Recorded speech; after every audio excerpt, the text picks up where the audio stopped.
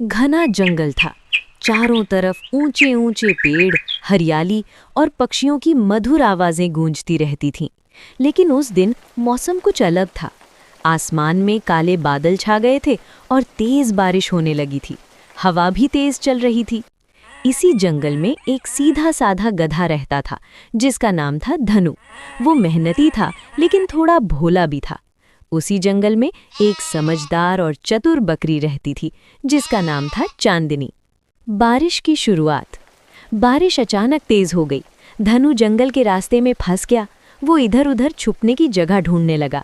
धनु घबराकर, अरे बाप रे, ये बारिश तो रुकने का नाम ही नहीं ले रही। अब मैं कहाँ जाऊं? उसी समय उसने देखा कि पास में एक पेड़ के नीचे चांदनी खड़ी थी। धनु दौड़ते हुए, अरे चांदनी, मुझे भी थोड़ी जगह दे दो, मैं भीग रहा हूँ। चांदनी मुस्कुराते हुए, आ जाओ धनु, यहाँ थोड़ी जगह है, लेकिन ध्यान रखना ये पेड़ ज्यादा देर तक हमें बचा नहीं पाएगा। बारिश और तेज हो गई।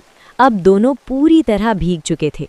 धनु परेशान होकर, हमें कहीं और जाना चाहिए। मैं आगे जाकर कोई गुफा ढूंढता हूँ। चांदनी शांत स्वर में, जल्दबाजी मत करो धनु, इस जंगल में गुफाएं अक्सर खतरनाक जानवरों की होती हैं। पहले सोच समझकर कदम उठाना चाहिए। धनु जिद में, तुम हमेशा सोचती ही रहती हो। मैं तो जा रहा हूँ। धनु तेजी से आगे बढ़ गया। बारिश के कारण रास्ता फिसलन भरा था। अचानक उसका पैर फिसला और वो एक गड्ढे में गिर गया। धनु चिल्लाते हुए, बचाओ, कोई मुझे बचाओ। दूसरी तरफ चांदनी को उसकी आवाज सुनाई दी। चांदनी चिंतित होकर, लगता है धनु मुसीबत में है, मुझे उसकी मदद करनी होगी। चांदनी सावधानी से उस जगह पहुंची जहां धनु गिरा था।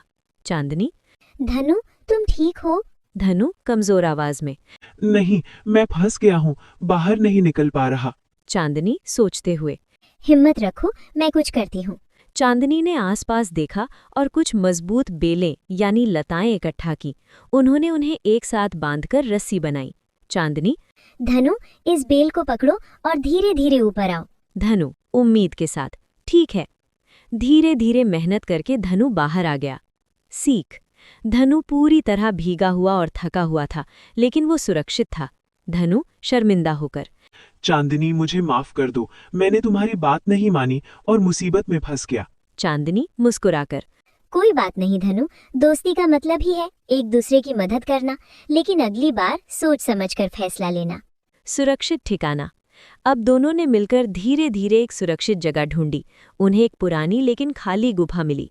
चांदनी जांच करते हुए, ये गुफा खाली लग रही है, हम यहाँ कुछ देर रुक सकते हैं।